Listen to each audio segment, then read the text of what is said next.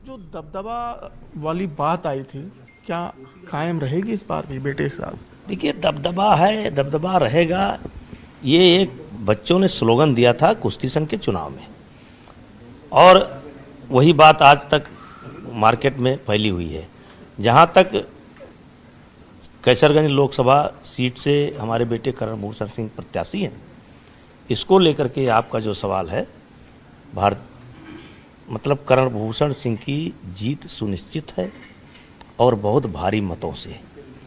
जीत नहीं, बहुत भारी मतों से 2,87,000 मत से हम जीते थे। टोटल ये क्षेत्र ग्रामीण क्षेत्र है, गांव का क्षेत्र है, और ग्रामीण क्षेत्र की सीटों पर इतनी बड़ी जीत देश में शायद किसी, ग्रामीण क्षेत्र की बात कर रहा हूँ, शहर की नहीं, ग्रामीण क्षेत्रों में इतनी बड़ी जीत देश में शायद ही 1-2-4 जगह मिले, नहीं आपको मिलेगी नहीं।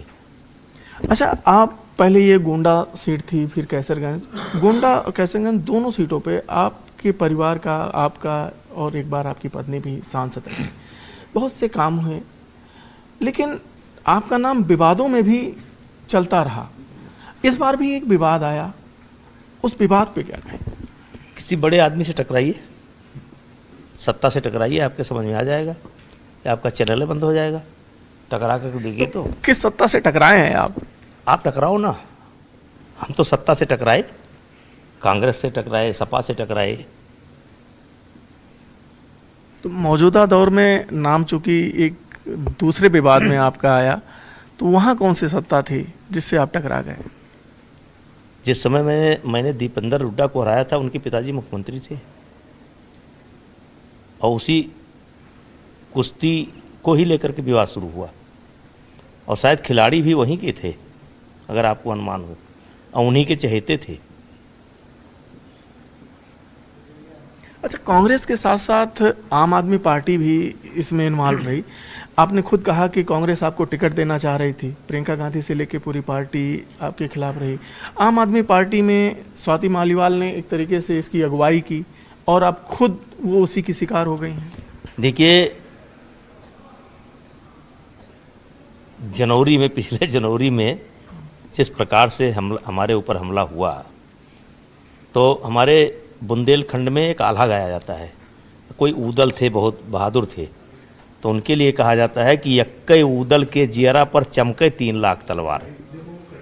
मतलब ऊदल के जियरा पर, जान पर 3 लाख तलवार का खतरा था। वैसे हमारे ऊपर हुआ, कोई बचा ही नहीं। हम किसका नाम लें कि कौन बचा?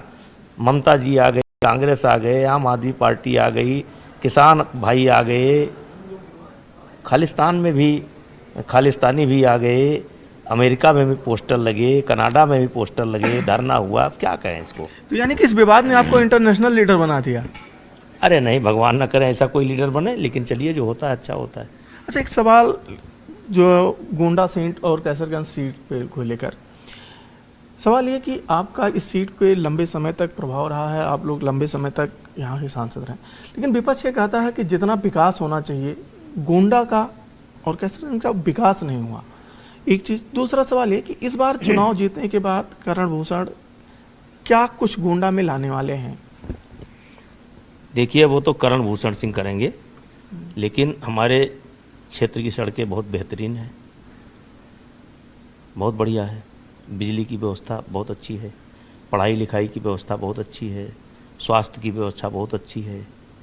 तो अन्य क्षेत्रों की अपेक्षा यहाँ पर ज़्यादा काम हुआ है।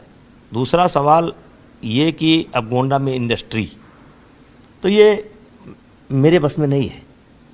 सरकार अभी दे दे सब्सिडी और औद्योगिक क्षेत्र घोषित कर दे, लग जाएगा।